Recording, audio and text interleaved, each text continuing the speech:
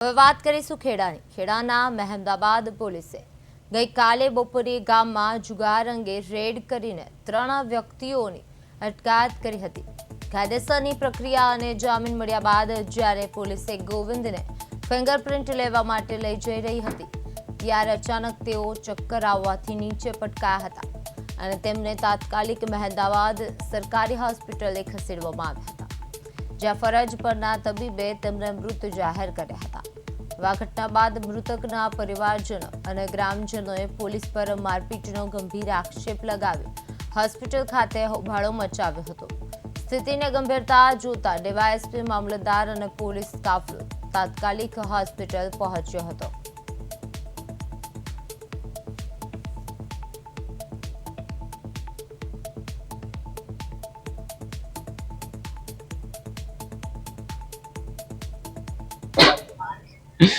મારા પપ્પા ખેતર ગયા હતા, પોલીસ વાળા જુગાર રમી એમ કરી પકડી ગયા, પોલીસે બધાને મારી નાખ્યા।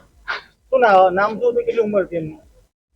ગોવિંદ રાજંગ નામ હતું, 50 વર્ષ ઉંમર હતી। અમે 6 જણા પત્તા રમતા હતા, રમતા હતા તો 6-7 જણા હતા। હવે ભાઈ જે આ અત્યારે ઘટના બની આ ભાઈની, એ ભાઈ અમારી જોડે હાજરમાં નતો, એ વડેથી ભાઈને પકડે છે। અમે રમતા હતા, અમે રમનારા 6 જણા હતા બીજા। ગોવિંદભાઈ રાયસંગભાઈ, 50 વર્ષ। પછી અમે મેમદાર પોલીસ સ્ટેશનમાં લાયા, અહીંથી લાયા પછી પંચમું કરી સહી કરી સરપંચ આવેલા, વાત થઈ પછી અમારે સિંગર પે ચાલવા હતું ઉપર લઈ જવામાં આવ્યા।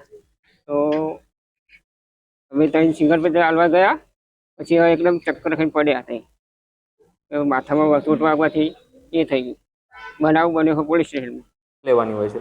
તો ફિંગરપ્રિન્ટ માટે એ લોકોને ફર્સ્ટ ફ્લોર ઉપર લઈ જવામાં આવી રહ્યા હતા, ત્યારે એમની સાથે બીજા બંને સહ આરોપીઓ પણ સાથે જ હતા।